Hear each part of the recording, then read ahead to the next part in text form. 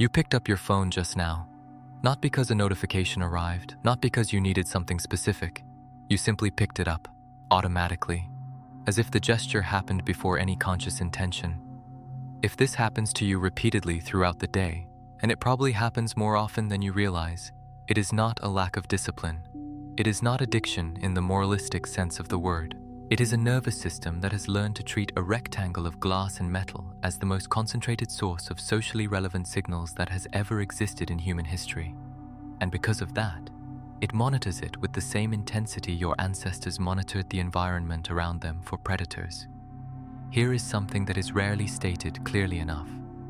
The nervous system does not know the difference between a notification and a physical threat, not in terms of automatic processing, not in the first milliseconds of evaluation.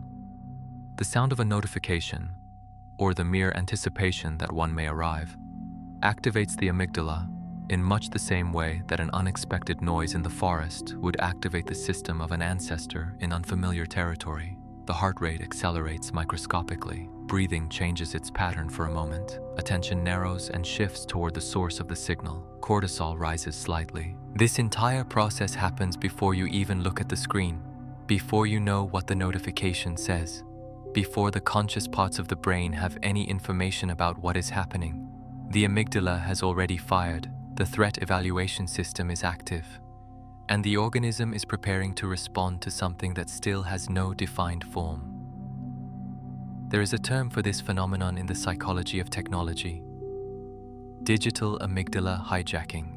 The same mechanism described by psychologist Daniel Goleman, where the amygdala takes control of processing before the prefrontal cortex can intervene, applied specifically to the context of digital devices and their signals. The amygdala processes information in approximately 12 to 15 milliseconds. The prefrontal cortex takes between 200 and 500 milliseconds to begin its processing. That difference, small as it may seem, is the space where the entire hijacking occurs. Before you can rationally evaluate whether the notification matters, the threat system has already evaluated that it might matter.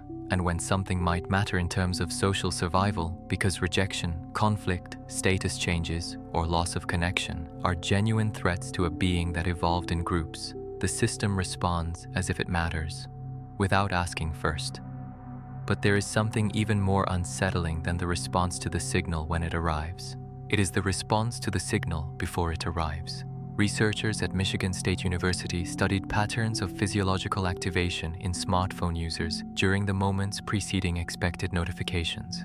What they found was that the autonomic nervous system began showing signs of sympathetic activation, increased skin conductance, slight heart rate acceleration before the notification sounded.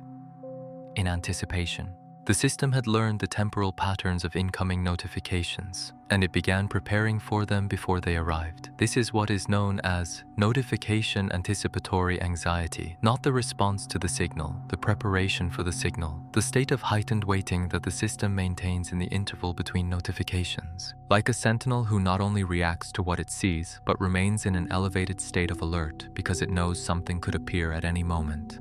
There is a related phenomenon that most people have experienced but rarely named: the sensation that the phone vibrated when it did not, or the phantom sound of a notification that never arrived.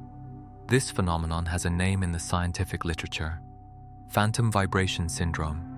A study conducted by researcher Robert Rosenberger documented that up to 89% of smartphone users report feeling vibrations that never actually occurred. The explanation is not found in the device's hardware. It is found in the software of the nervous system. A brain that is maintaining a heightened state of phone monitoring begins generating false confirmations of the expected signal. Ambiguous bodily sensations, the fabric of clothing pressing against the thigh, a slight movement of the body itself, are interpreted as the vibration the system was anticipating. It is the threat detection system becoming so efficient that it begins creating data where no data exists.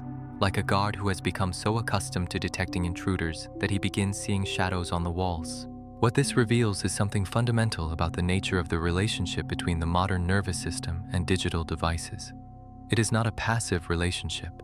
It is not a system responding neutrally to external stimuli. It is a system actively anticipating, monitoring, and generating responses to a source of signals that it has learned to classify as highly relevant to social survival. And high relevance to social survival is exactly the type of signal that activates the same primitive protocol originally built to detect predators in open terrain. The predator changed its form. The protocol remained the same. In 2009, organizational psychology researcher Sophie Leroy of the University of Washington published a study that changed the way scientists understand the cognitive cost of digital interruptions.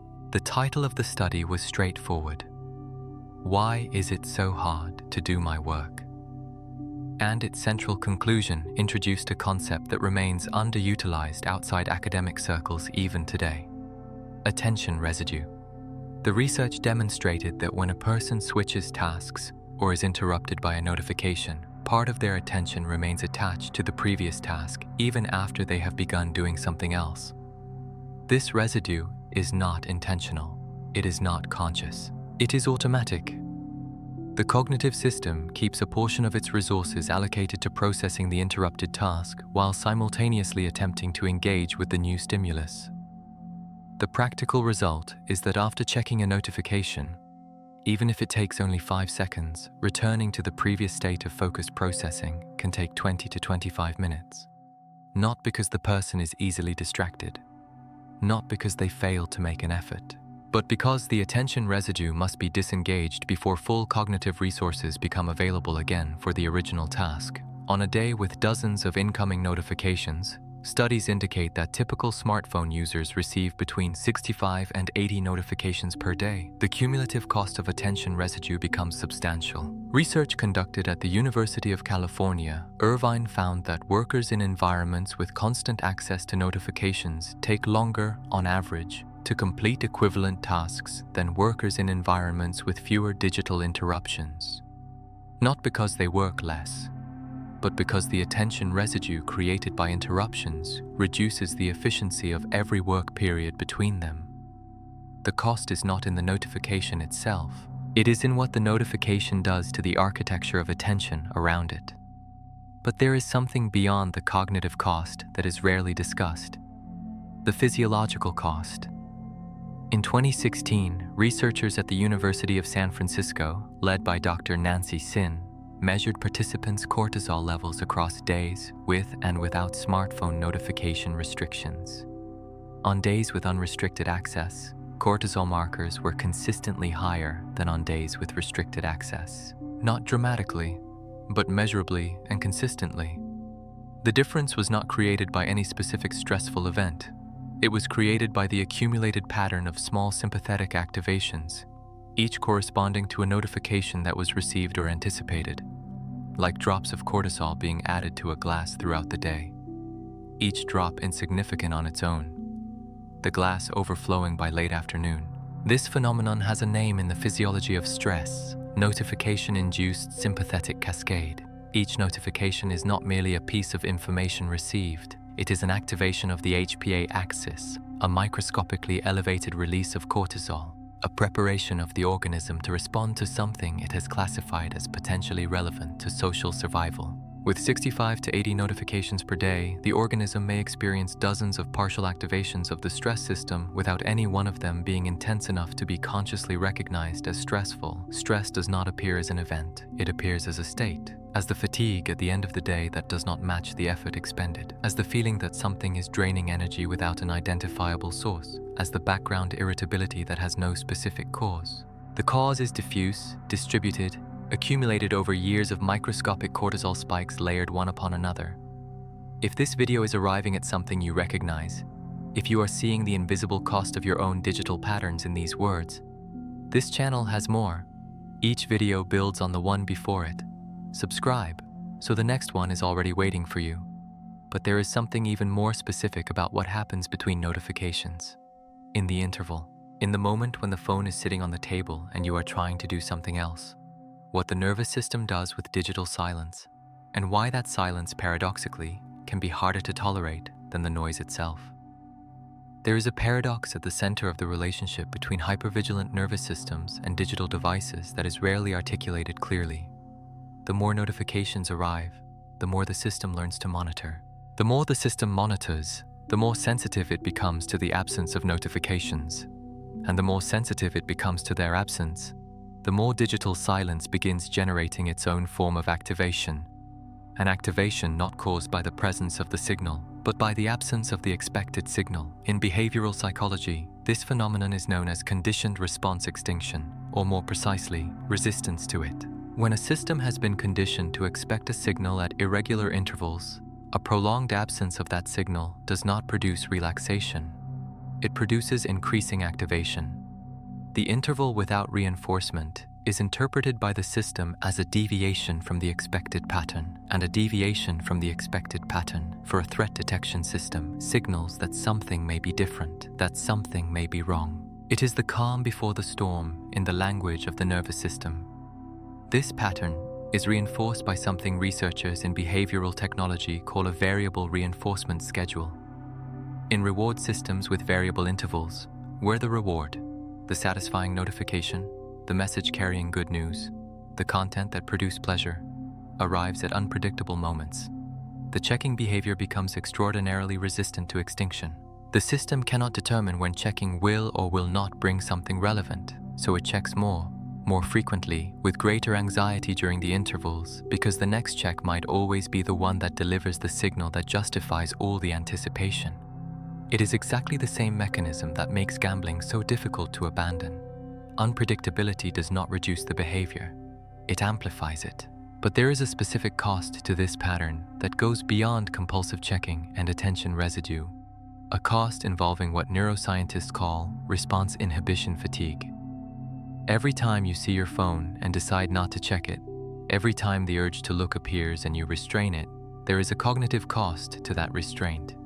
Response inhibition is an executive function that requires resources from the prefrontal cortex. And like all functions of the prefrontal cortex, it becomes fatigued through repeated use.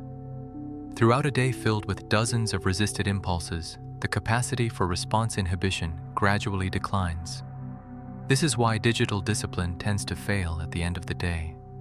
Not because motivation disappeared, but because the neural resource responsible for exerting control has been repeatedly used and is now operating at reduced capacity. Response inhibition fatigue is measurable in functional neuroimaging studies. The dorsolateral prefrontal cortex, a region central to executive control and impulse regulation, shows reduced activity after prolonged periods of repeated inhibition.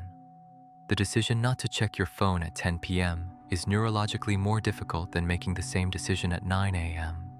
Not because you are less disciplined at night, but because the resource that executes that decision has been spent throughout the day. There is also a third mechanism operating in parallel. Technoference, a term coined by researcher Brandon McDaniel to describe technological interference in face-to-face interactions, is not merely a problem of distraction, it is a problem of safety signaling. When a person repeatedly checks their phone during a social interaction, the nervous systems of the other people register that behavior as a signal of disengagement.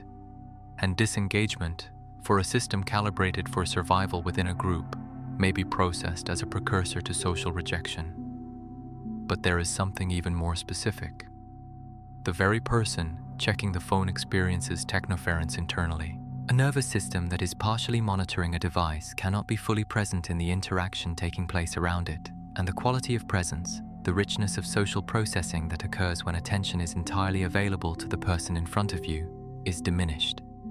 High-quality interactions, which normally produce the oxytocin and serotonin releases associated with a sense of genuine connection, occur with less intensity.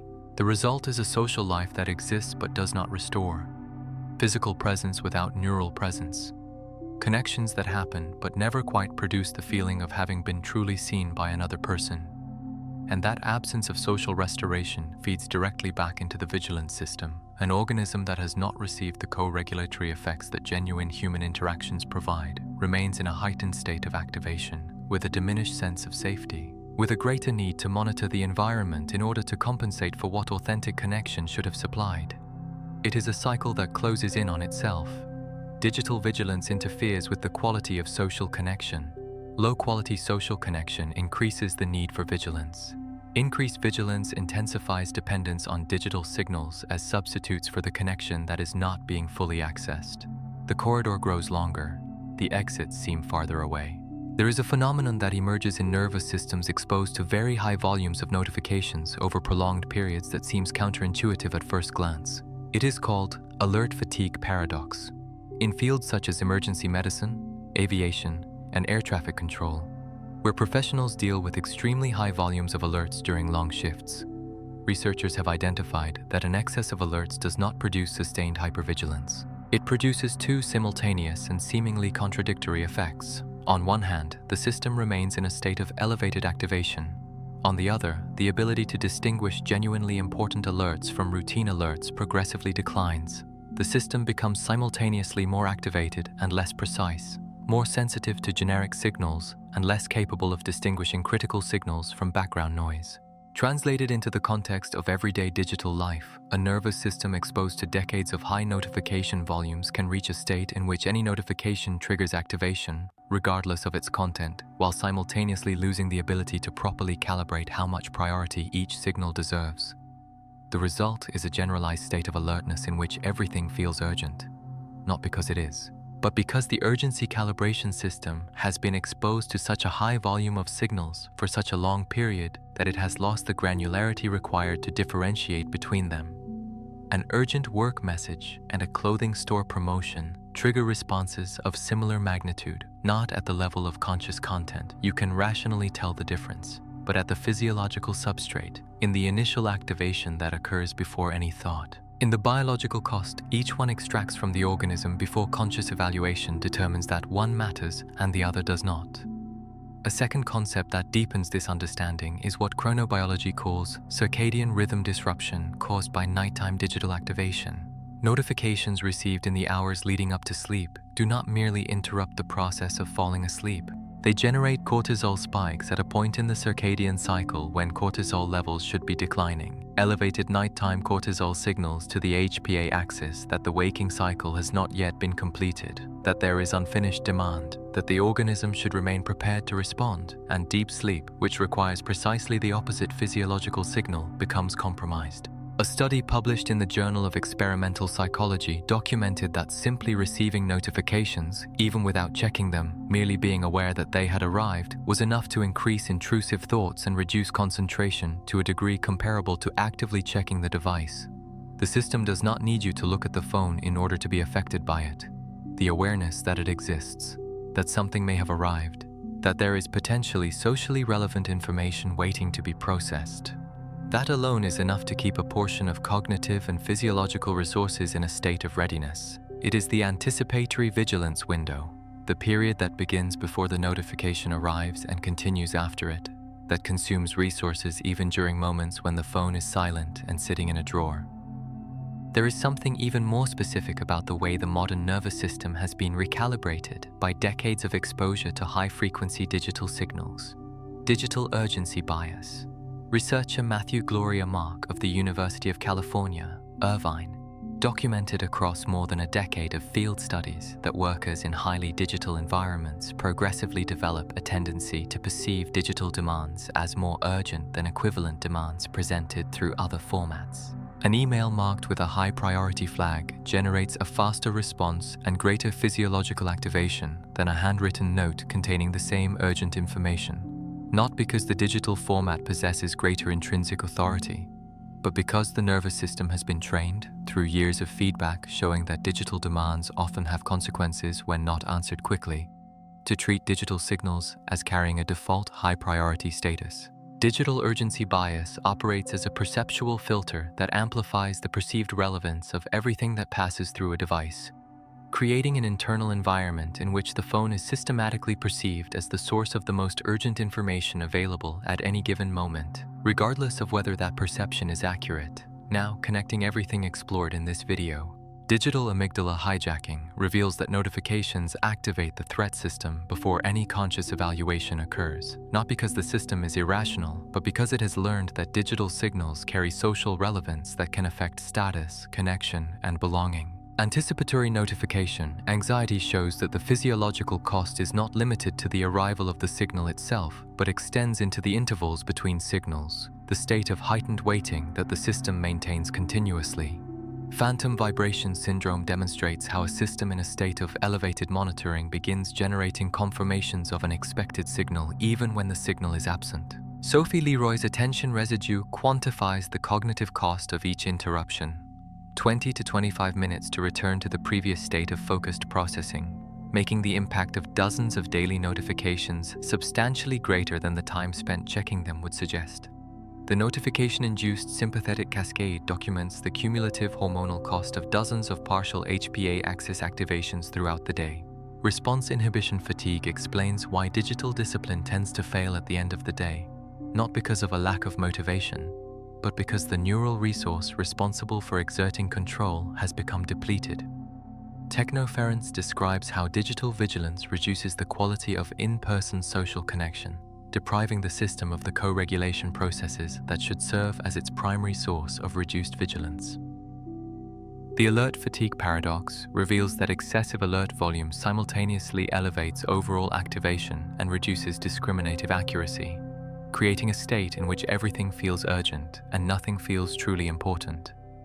And digital urgency bias documents how decades of conditioning by the digital environment progressively recalibrate perceptions of relevance and urgency, causing digital signals to be systematically overestimated relative to their actual value. What makes this so difficult to change is not weakness of character. It is that the nervous system is operating with a calibration shaped by years of experience in which responding quickly to digital signals carried genuine social consequences. That calibration does not change through decision alone. It changes through the same pathway by which all nervous system learning changes, through repeated experience demonstrating that the signal can wait, that not checking does not result in the social catastrophe the system anticipates, that the interval can be inhabited without the imagined danger materializing. If something in this video landed differently, if you recognize the invisible cost that the digital environment extracts from your system, share it in the comments. One word, what stayed with you? What changed after naming the mechanism? Because when the nervous system can see the maze it has been walking through, it is no longer exactly the same maze as before. There is a direct connection between what was explored here and something this channel has already examined in depth. The brain that learned to continuously monitor digital signals is the same brain that, when it finally stops monitoring, cannot find the state of rest that should be available. The same system that developed digital hyperscanning during the day is the one that keeps the sentinel active at night, that walks corridors searching for signals even when the phone is turned off. That cannot rest because resting would mean stopping the monitoring, and stopping the monitoring for a system that has learned that the next signal could always be important feels far too risky. That is precisely the mechanism explored in depth in a previous video on this channel. Why the body is in bed, but the brain keeps watch. Why nighttime silence fails to bring rest to a system that has learned to interpret any absence of signals as a precursor to threat. If you have not watched it yet, it is the natural next step in this conversation.